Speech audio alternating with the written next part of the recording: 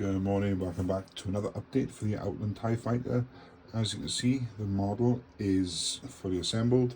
I've got a nice trail of cables coming off the underside of it, which will go into a base, which I'm in the middle of constructing.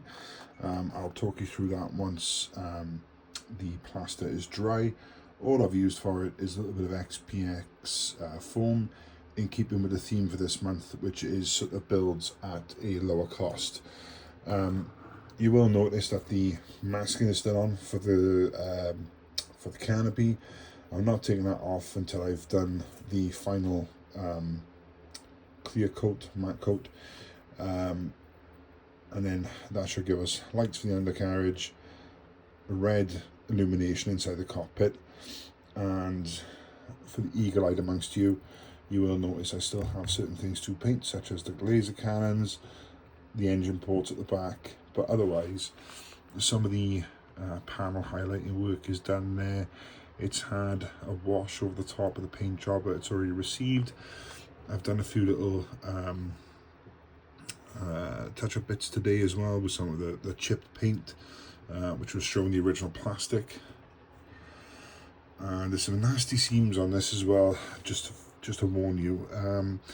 If you're not lighting yours, it won't be a problem, because as you naturally build it, you'll be able to putty, sand, and all those good things. Because I was trying to keep the project moving along whilst assembling the internal and working out the lighting, obviously I painted the external parts with the hope that they would sort of fit together.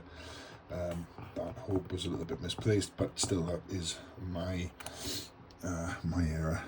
So, but yeah, otherwise, like I said, it's not a bad kit. It's very cheap, like I say, and therefore I really wanted to try and sell something, you know, a bit of a story around this particular TIE fighter. I really want to push that sort of fallen empire, because that's when we see this particular trick is in the Mandalorian, or as we know, it's remnant forces. But anyway, I will cover more off on this as the base progresses. I'll talk you through that once the plaster's dried. But we have been talking this month about ways to sort of engage in your hobby making whilst not breaking the bank, which will bring me out to something else I managed to pick up.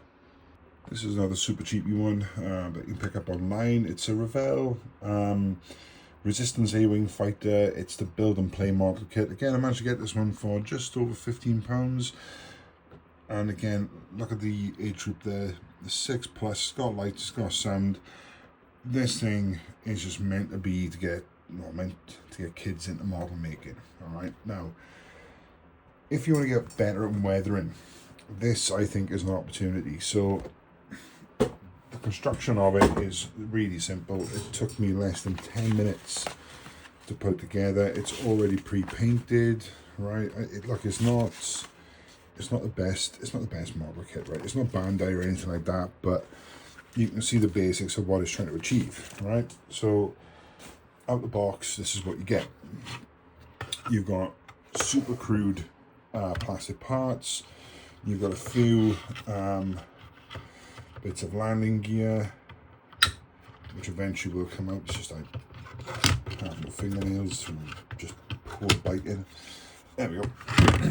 Alright, cockpit opens up. You can manhandle the pilot if you so wish. And then your sound. And I just missed that then. And the engine's light up basically.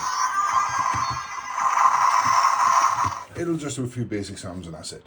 But the point with this is, once you assemble this, if you're careful in masking off your cockpit or your canopy areas, you can get a nice gloss coat over this, and it can go to town on the weathering. Okay, if you can colour match this, you could do a little bit of chipping with a sponge. You don't have to go too crazy. If you had a rotary tool, you could put a bit of battle damage on this and tell a story. This thing is a blank canvas as is. So that's what I'm going to do. Once I've sort of finished this one, or maybe as this one's wrapping up now, I'll start looking at this one, get all this masked off, and see what I can do in terms of some weathering, just to show you a few simple little tricks on how to potentially make something that is, to be fair, not too bad, but you know, if it's a little display piece, you want this to be a little bit more interesting than what it is. I mean, obviously my son loves this as is, but once I get the damage on it, he's going to think it's the coolest thing. So stay tuned for that one. That'll I'll do a little announcement on that once I started. But again, it's just an idea of how to keep the momentum and building in January, just through a few cheap deals and a few little tricks.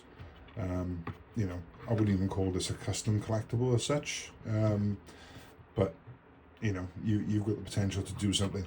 I mean, this is so basic, the guns don't even rotate on the sides. It is purely a display piece. So stay tuned, and we'll make this Resistance fighter look like it's at a bit of a tough time. All right, take care.